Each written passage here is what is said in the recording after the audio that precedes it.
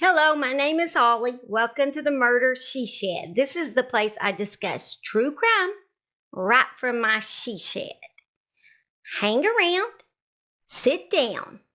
It is Suspense She Shed Sunday.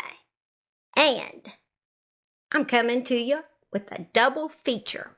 I had a recent case I just did, but I thought I'd take it way back on this one. So we're going to go back to the 1800s. A crime that is really quite different than the usual crimes I tell on this show. But first, hit that like and subscribe button. Make it chime so I can tell you some more unique crime. This true crime story today is dedicated to my two cousins, Mel and Myra, because it reminds me of when we used to play and would take ourselves way back in time. And this story, just some reason, reminds me of us. I'm actually going to try to do this one in first person because I think it just works better that way. And why not? I have the accent for it. So today, I'm going to take us back to 1858 in the Great Smoky Mountains. Mountains that have low-hanging fog and ridge lines that peek through. A time that was tough. And Nancy Dude was just 10 years old that year. But it was a year she would never forget in her 104 years on Earth. Me and my baby brother Earl were outside playing dolls. I was watching him while Mama did the chores. And when this happened, I always made him play dolls. He didn't like it much though. Well, I was so into playing that I didn't even hear the crack of limbs behind me. By the time I noticed, it was too late. Earl started screaming, and I slowly turned my head to see a dark figure taller than Paul, and it was headed straight for little Earl. Earl's screams seemed to be calling it in. Suddenly, Mama yelled from the porch, "Bear!" And Paul came out to see what all the commotion was. Right at that time, the bear snatched my brother up and disappeared into the woods. Suddenly, my mama came and grabbed me up and started yelling. "What was you a-doing? You wasn't even watching him. It is all your fault. He is done all tore up." Then Paul took off into the woods with his shotgun, and we heard the sound of gunfire. In what seemed like hours, but was only minutes, Paul came out of the woods with Earl in his arms. He looked so little and limp. We just knew he was dead. As we were looking to see if he was alive or dead, Mama yelled to me, "Get back, you have done enough." Paul said he is still alive and I got to get him over to the docks. So he saddled up and off he went. Mama gave me a dirty look and went back into the house as I sat crying on the porch. I never got over that day, and Mama didn't ever seem to get over it neither. Earl lived, but he was simple-minded for the rest of his life. Mentally, he never got beyond the age of 5. I had been in love with Jace since I was just a girl. He lived down the road in the big house. His family was well off while I lived in a shack. So I knew Jace would never want to date me. Jace did always love me though. And he would say I didn't smell very much, but I was a hard worker and I was tough and I was attractive to him. He would say I loved to dip snuff and I just wasn't the typical gal. But I knew his family would never allow us to hook up, and so did Jace, no matter how much we wanted to. So he never asked me out. I ended up marrying a man named Howard who was slow, but I figured he would be good to me because my dad had died and my mom had moved across the mountain to live with her sister. So I had to marry someone in order to survive in the mountains. And I ended up pregnant pretty quick after marrying Howard. Howard loved me more than anything. But I never had that spark with Howard. Being slow, Howard didn't know how to do a lot of things, so I often would invite a man named Dude to come over, and he would help us out. But he had ulterior motives. He had the hots for me. So one day, when he came over to kill and gut a pig for me and Howard, he made a move. He tried to sneak off into the woods together, but we were caught by Howard, and Howard's heart was broke. He told me to get my things and leave, so I ended up with old Dude. And that is how I became Nancy Dude. I would often walk a little way up in the mountains when Dude would have his drinking mean spells. One time, when I was doing some exploring, I found a small cave at the side of the mountain. I would often visit that cave and daydream about Jace, wishing it could have been different and I could have ended up with a man that I had loved since childhood. Dude would often gamble and drink away all our money, and we didn't have much. It was hard to scavenge enough food to even feed our children. I had another child by this point, a daughter, and her name was Lizzie. Dude would often hit Lizzie and me, especially when he was drinking. And one night he got so mad, he lit our shack on fire, and we lost all of our possessions. And old Dude just ran off and left us with nothing. So we did the only thing we had left to do. We begged another family to move in with them for a bit. It was a poor couple that rented a house from Jace, the man that I had loved. This couple had a son named Will, and while we was living there, Lizzie got pregnant with Will's baby. But he didn't think it was his baby. He accused Lizzie of sleeping with another man named Birch. And although Lizzie had always liked him, she had not slept with him. The baby Lizzie was now pregnant with would become my downfall, and a horrible crime would be committed. The baby's name was Roberta Putnam. When I moved in with my neighbors, the Putnams, I would work from sunup to sundown in order to make my keep. But Lizzie's new husband refused to work, and his mom and dad, the Putnams, were getting too old to help out any at all. So every month when rent came due, most times we didn't have it. Will was hunting and at least brought in some food every once in a while. But we seemed to be getting shorter and shorter on supplies.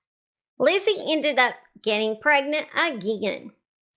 And Jace was getting upset because so many was living on his land, killing his animals, and of course not paying any rent. He rode his horse down to the Putnams and let them know that me and Lizzie had to leave. It was just too many mouths to feed. Will said it was going to be me and the now 2-year-old Roberta that would have to leave. He hated the little girl anyway, since he claimed she came from an affair. So the next morning, I packed up what little things that we had, and I slung Roberta on my back. And then we headed over the mountain to see if my mama was still alive. I hadn't seen her in 30 years since they had moved. I was exhausted by the time I made it to a little store down the other side of the Utah mountain. I asked the lady in the store where Mama lived. She said, "Hun, your mama is dead. Only one that lived out in that shack is your brother. And you don't want to live in it because he don't have nothing. His mind is too slow to work and he just stays out by the creek and mines for gold all day." She pointed out the direction to me and I headed down to his place. After I got there, I seen my brother Earl standing out by the creek. Made me sad all over again for letting him get attacked by that bear. I felt that if it hadn't been for me, he would have had a normal mind and a chance at life. He seen me, but he didn't seem to know who I was. I said, Earl, it's me, Nance. He said, Nance isn't that old. I said, well, I am now. He just went back to mining, and I went into his old shack that looked like it was falling apart. Roberta was thirsty, so I got her some water from the well, and we went on in. It was so filthy inside, I didn't even want to put Roberta down. I knew first thing we had to get this place cleaned up. And when Earl came back, he almost didn't even recognize his place. I had him a big supper cooked every night when he came home from mining. And every day I chopped wood up to sell at the front of the store so we could have some food money. We were doing just fine until about 3 months later, Earl came home and said, it's time for you to leave now. He said he wanted his place back and didn't want me and Roberta there, even if I did cook a really good supper. So we didn't have no choice but head back down the mountain. And when we got back, Will and his family wasn't too happy we were back. He said he didn't want to see that ugly little girl Roberta again. Lizzie was happy to see her daughter, though. We stayed there for a bit until Jace came back and seen us and said we had to leave again. He said we should walk to the county home. He said they take old folks in like me and maybe little orphans too. Roberta just cried and cried this time when we had to leave. Lizzie said to her, I will come get you as soon as we get some money and food. Winter was setting in, and I knew it would be a cold walk this time, so I put 4 different outfits on little Roberta, and this time she could walk better.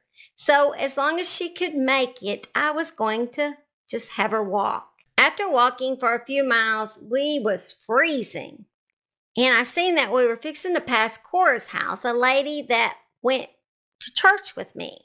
Cora invited us in to warm up. Cora said, I don't believe they will take a child up there at that county home. It's just for old people.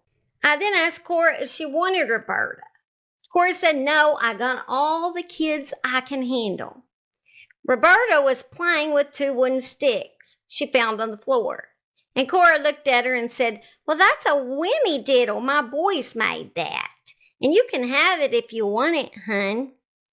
So Roberta did want it. I noticed the first time I had ever seen Roberta smile when she was given that whammy diddle. So after we warmed up, we head out again, and I had to carry Roberta this time. I only weighed 90 pounds, and Roberta was 25 pounds, so she wore me out pretty quick. Lucky for us, a man in a buggy pulled up and asked if we wanted a ride. He said he could take us as far as his house.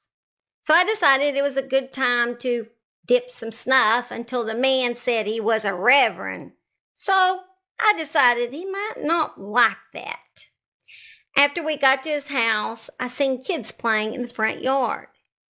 And so I just asked him if he had room for a spare child. He told me, nope, my house is full. And he also told me that they didn't take children at that county home. So I strapped Roberta back onto my back and started back up that long mountain. Then I remembered we was close to that cave I often would walk to when I felt troubled. So I headed off the trail and walked to that little cave. I looked inside the cave and scooped up some leaves and put on the bottom of it. Then I scooped Roberta up and put her in that cave. Roberta was hollering, me don't like. I told her I have to leave you in here until I go to the county home and see if they will take you. And then I will come back and get you. Roberta squatted at the back of the cave and started crying. I told her I have to put some rocks around the hole so no bear can get you. So I picked up some big rocks and put in the entrance. And then I sat down and rested because It wore me out. Those rocks were so heavy. I dipped some snuff while I rested.